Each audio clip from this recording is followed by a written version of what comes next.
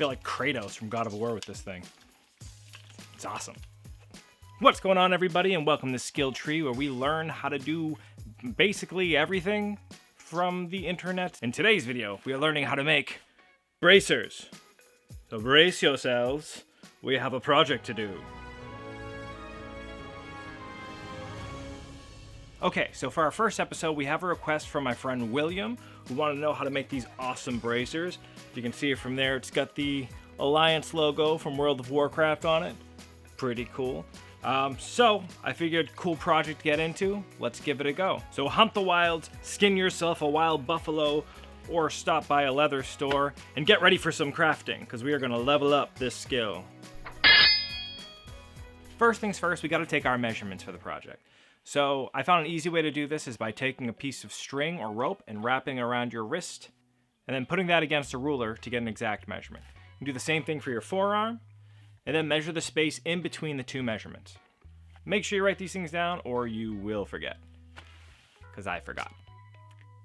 Also, quick note for the studious out there, the measurements I'm using are different because they're not my measurements, they're for William. So to help keep everything straight, one of the videos that I watched recommended making like a little diagram.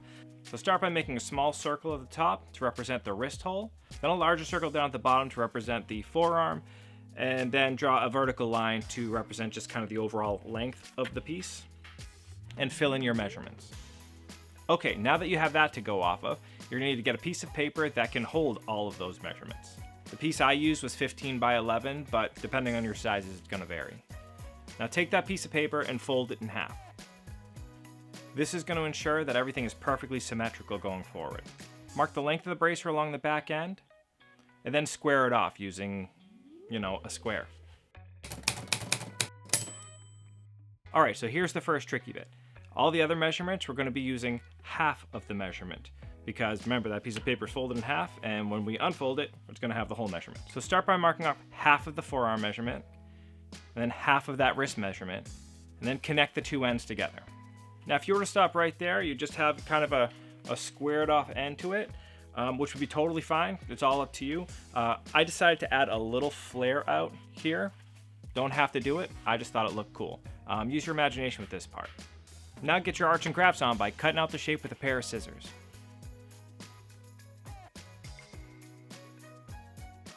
This is also a good time to kind of refine the shape of the thing, so I rounded off my corners and just kind of overall made the thing look more aesthetically appealing.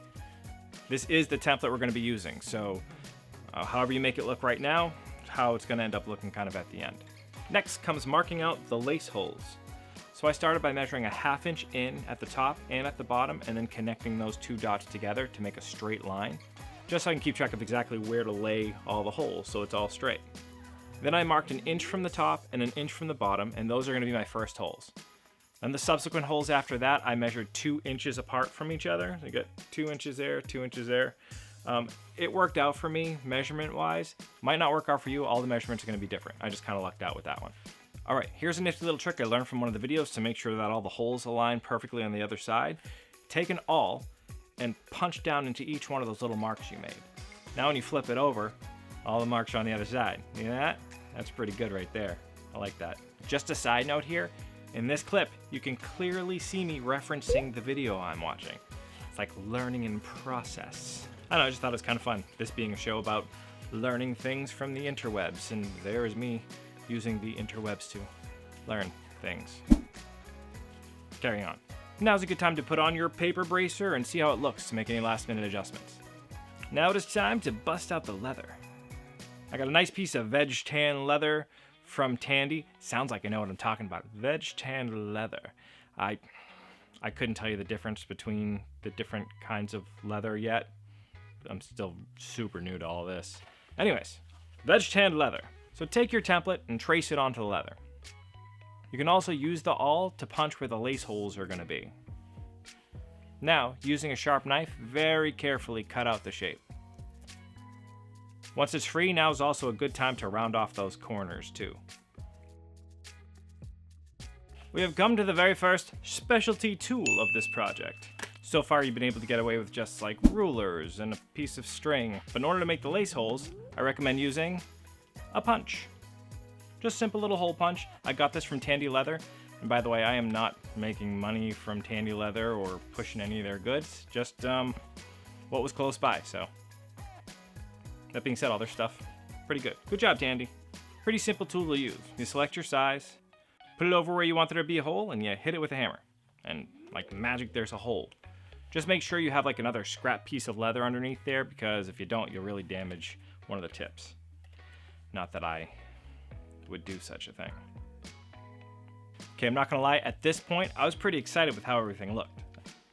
I mean, it looked like one of those project pieces you get where it's already partially done and you just add a design to it or whatever. It looked pretty legitimately cool. So, thought I'd share. Proud of that. So to make it look even more professional, we're gonna use another tool. This is called a safety beveler. I guess it's used if you wanna put like two pieces of leather together without it being real thick. I use it just kind of shave the edge in order to round it off a little bit more. After you do this, you're gonna wanna wet the edges. And this is where I learned kind of a cool property of leather. Once you wet it, you're able to like, even just with your nail, like mark it or kind of move it around. It becomes really pliable. So by wetting these edges and using yet another tool, the slicker, we're gonna be able to make those edges real round and kind of smooth looking. So the slicker, it looks like one of those things you dip in the honey. All you really do is you put your piece of leather into one of these little ridges here, and you smooth it back and forth until the edge is nice and rounded. It really does make a difference. I don't know if this is like a super necessary step, but it takes that frayed kind of end and makes it look really smooth and professional. Looks good. All right, so as I mentioned before, wetting the leather is what's gonna make you able to make marks in it and kind of make it more pliable. And from here on out, I'm gonna be wetting the leather a lot because I'm gonna start making marks on the thing. When you do wet the leather, make sure you wet the entire thing evenly, or else you're gonna get like water stains and spots on it. So now I used another tool called the wing divider. Looks kind of like a little compass. When I just used this to mark out the edges, you probably don't have to. I probably could have used a ruler or something like that. So if you don't have one of these, not a big deal. It's just part of the design I was using. So from here on out, most of the tools I'm gonna be using come from this basic 7-tool set by Tandy Leather again. You can actually do a lot of really cool stuff with this.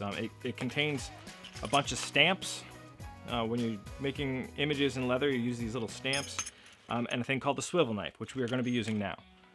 A swivel knife is exactly what it sounds like. It's a tiny little knife on a swivel. It's got a little finger rest in there and everything. It's nifty. So using the swivel knife, I cut in that score I made with the wing divider. You don't really have to go too deep with this thing. You just kind of want to separate the piece that you're working on from the rest of the area. So in this example, I'm not going to be touching here, but I'm going to be putting all designs into this little trim work, right? And by kind of slicing into that, it makes it so that when I stamp down, it has a place to go. It can press down without making the rest of the leather look weird. All right, so once that's all cut out, I use yet another tool from that set called the bevel stamp, I think this one is called. It's got kind of a wedge-shaped head. I kind of trace along the line that I just cut with the beveler, hammering the whole time, and it makes a little indent which adds depth to the piece. Sounds so artsy. I'm adding depth to the piece. It's really not that hard. You're just kind of hammering. It's kind of cool look though. Okay, now comes the really cool part. This is where we actually transfer the design onto the leather. First, I wet the piece again and gave the water enough time to sink into the leather completely.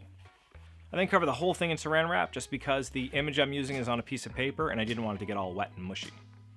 Finally, I center the image and tape it onto the plastic. Now using a stylus, just trace the image. Use a firm hand, but don't push down too hard or else you're going to rip the paper.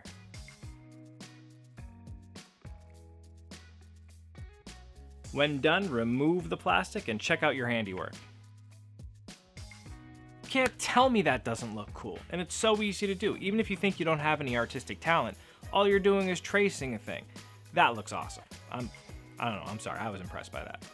Okay, so using the swivel knife like we did before, just cut in those lines you just traced. Now would be a good portion of the project to put on some music and adopt a comfortable pose. You want to make sure you get this part right, so take your time.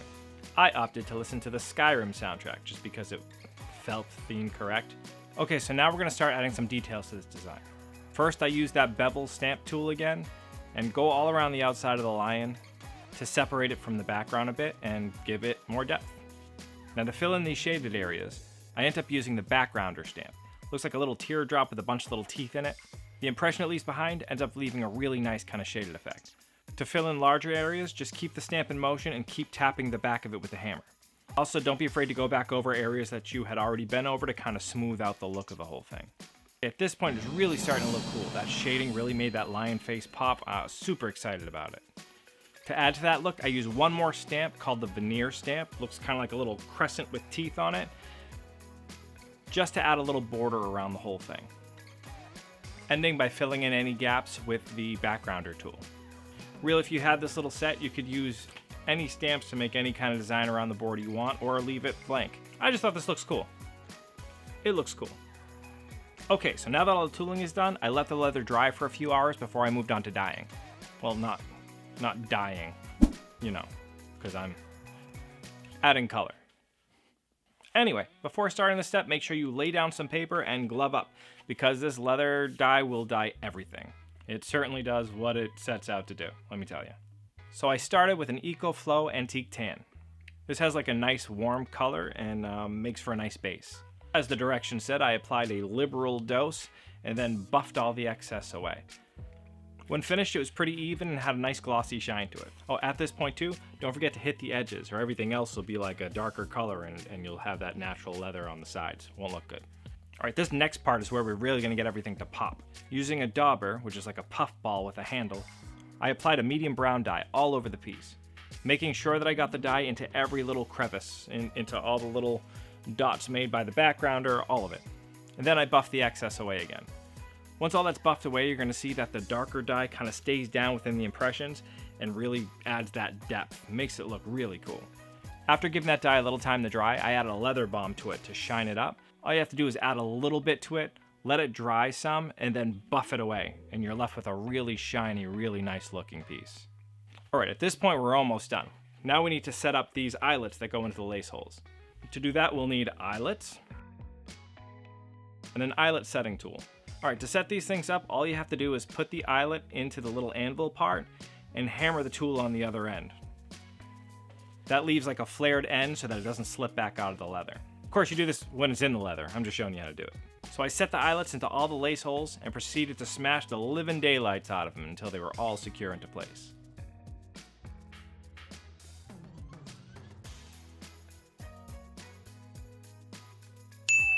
The very last thing I added was gum tragacanth. All this does is like seal and burnish the edges. You just apply it to the edge and then use that slicker brush again to make everything smooth and round. It really does give it a professional and finished look. And that's it. I added some laces to this sucker and check that out. Tell me those don't look cool, right? Grand total for this project, brand new tools and everything, just under $200. The cool part about that though is I have them now. Like the most expensive part, which were the tools, are mine. And I have a skill now. I can make people interesting leather gifts and whatnot, which is cool. I couldn't do that before, so time well spent. Speaking of time, the entire project took me probably around 6 hours to do. So I hope you followed along, or this at least inspired you to learn a new skill and try a new project. I want to thank William, who gave me the idea for the project. I will be sending these to you. These belong to you. They are sized for you. And for those of you watching, if you can leave a skill in the comments section that you think I should try to level up on next, I will make sure to send you something as well.